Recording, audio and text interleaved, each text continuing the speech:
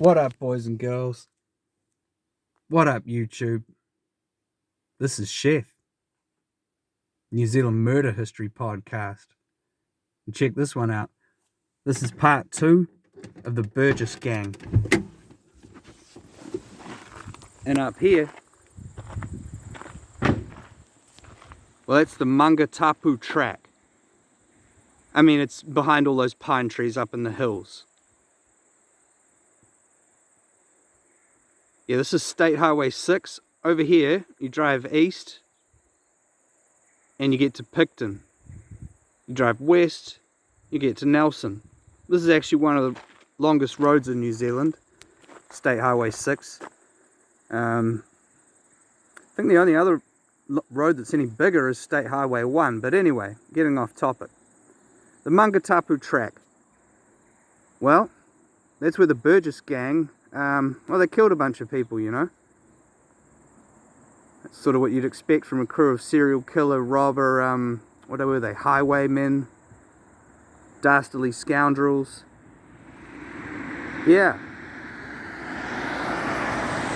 And the track's still there. Some people mountain bike it, others walk it. But yeah, it goes not all the way to Picton, but it goes from most of the way over there to Picton.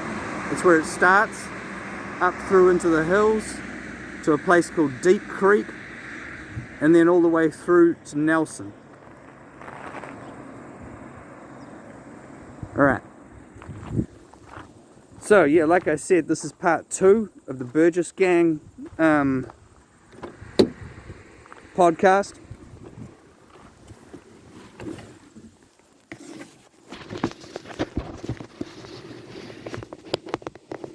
My show is just for educational purposes and not to cause offence to the Burgees Gang or take away from the mana from any of the victims of these awful, awful crimes. The show will include... hang on a minute, let me get this right first. Alrighty. That's better. Alrighty. Sources for this one include, but not limited to, Burgees Gang Part 2, nzhistory.gov.nz, Part 2, Mangatapu Murders, 1866, page 2, the Burgees Gang. That's where I got quite a lot of info from. Also, rnz.co.nz, so that's the Radio New Zealand website. Outlaw, the story of Richard Burgess, and that one was written on the 16th of October 2017. I used some other sources too, but those were the two main ones. Anyone more interested in this case? There's actually a book about Richard Burgess. I haven't read it, but you know, you could if you wanted to. He was a actually, I'll talk more about him in part 3, but he was a criminal, but he was also quite well read. He was very smart. His original name was Richard Hill from London, but he got sent out to Australia on the prison ships. But anyway, let's recap from the first video. The Burgees Gang with Kelly from the Kelly Gang are up to no good all over the South Island. Yeah, they done a bunch of dirt down in Dunedin, and then they came up to the west coast, and they first stole these guns from the Hokitika police station. Yeah, that was the first thing they done on the coast. And then they sent Levi up to Westport to case the Westport Bank for a robbery, but that turned out to be closed, so that was a waste of time. But down in Greymouth, Burgess, Kelly and Sullivan, well, they killed George Dobson for £3. They actually hit the wrong man. They were after a gold buyer, Edward Fox. But, yeah, so this was all just east of Greymouth in a town that's now called Dobson. And it's called Dobson because Dobson got killed there. So it's like, what's that town called? Oh, yeah, Dobson. Anyway. This episode of New Zealand Murder History Podcast does not intend on causing offence to the victims or even the Burgess Gang. Some sources actually say Kelly Gang, but anyway, my show isn't suitable for children, so kids click off. Also, anyone with PTSD or anyone who's been the victim of an armed robbery, also click off. And see your GP or call one of the many 0800 numbers available. My show is just for educational purposes. And these old history lessons, well, they're to let people know about past events.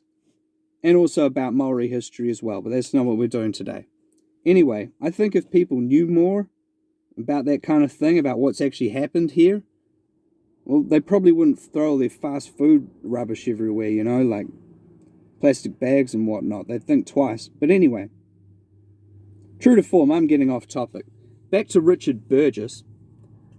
Yeah, and like I said before, in the third episode, I'm going to discuss Burgess's descent into criminal behaviour. But this one's going to discuss the final crime spree done by the gang. By the time the Burgess gang got to Nelson, and possibly before that, they had no regard for their fellow man. And I say got to Nelson because they went to Nelson from the west coast and then they continued on towards Picton. But anyway, with wholesale murder on the menu, this crew of bloodthirsty killers were up for whatever. Nobody was safe. The year is 1866 and the gold rush is in full swing. Deep Creek, to the east of Nelson, was old news and the west coast was the new place to be. So Felix Mathieu closed up his restaurant Café de Paris and set off with two shopkeepers, John Kempthorne and James Dudley. Also another bloke, a gold miner, James de Pontius, and their loyal pack horse. But of course they would never make it to the west coast. That's why they're on my show. In fact, they wouldn't even make it to Nelson. You see, Philip Levi, well, he'd been sent ahead to Deep Creek as to scout out possible targets for robbery and murder. This is after the Burgess gang had been through Nelson and concluded that there were too much cops on the streets for a bank job.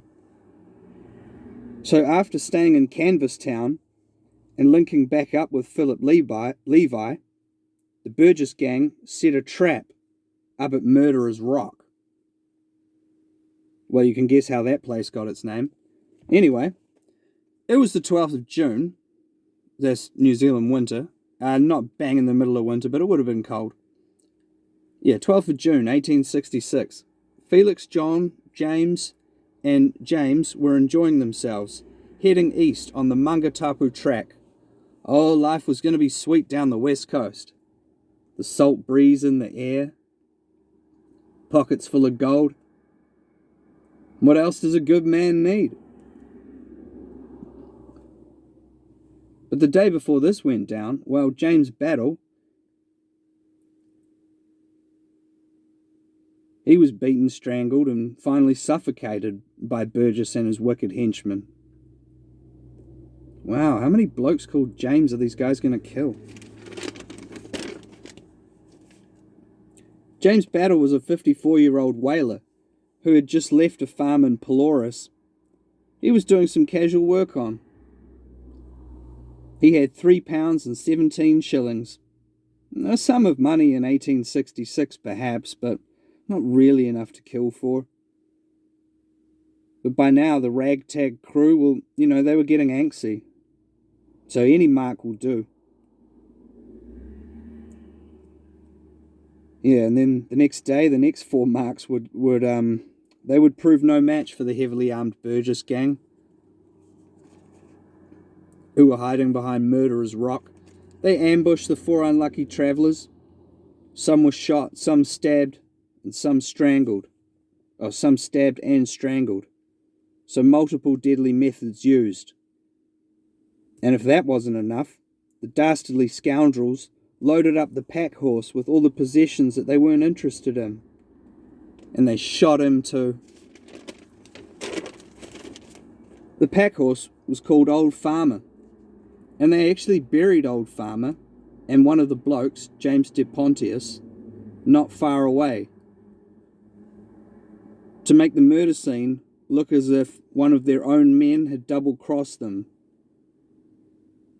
and then done the murders. You get it? But really, James DePontius and the pack horse were buried, but it was like he'd got away with all... That was their plan anyway, but, yeah, well, anyway. The crew went back to Nelson with money to burn. They bought new clothes, ate well, and got drunk. And this was in stark contrast to what other poverty-stricken blokes were getting up to at the time, and they were soon noticed by members of law enforcement. Now the next bit, I'm not really sure about this, but I did read it, so I'll just reference it right now. This is nzhistory.gov.nz, Mangatapu Murders. And this says that they actually exchanged a bag of gold flakes with flakes of dried blood mixed through it. I mean, this would totally tip off law enforcement, but I don't know. I don't believe the Burgees gang would be so stupid as to overlook such a detail. But anyway, I couldn't find details of their arrests, so you'll just have to use your imagination. Once arrested in Nelson, Burgess, Kelly, and Levi, well, they stayed solid as murderer's rock.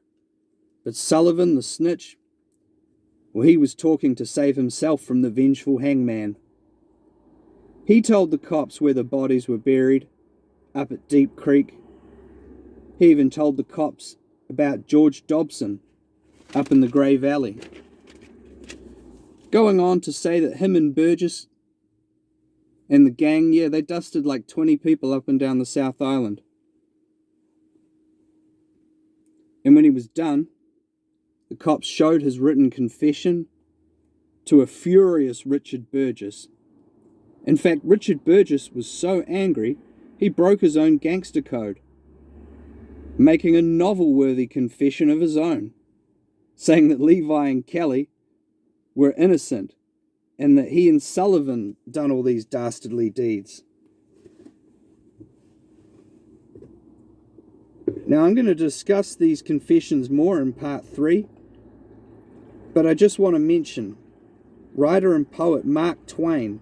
Well, he thought Burgess's confession was one of the greatest pieces of literature he'd ever read. So yeah, the Burgess gang, they got hung for their murderous South Island rampage. All except the traitor Sullivan.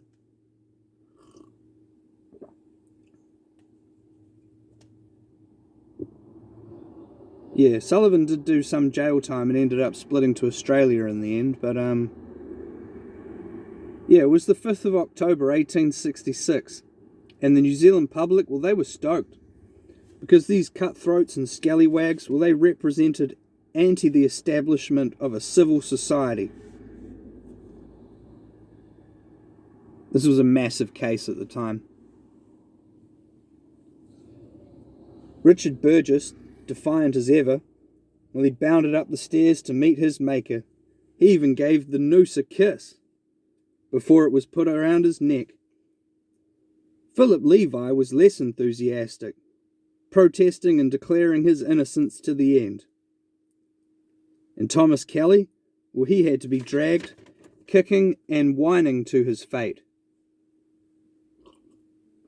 He didn't die right away. He dangled there a while because the rope failed to break his neck.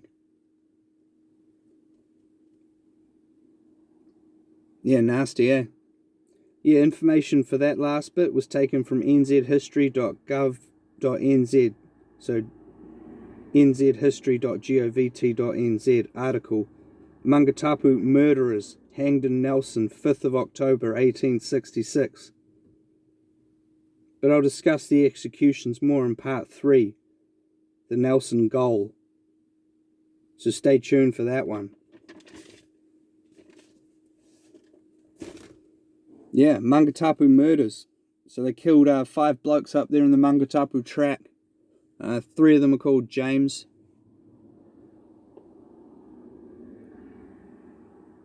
But it was all a long time ago, you know.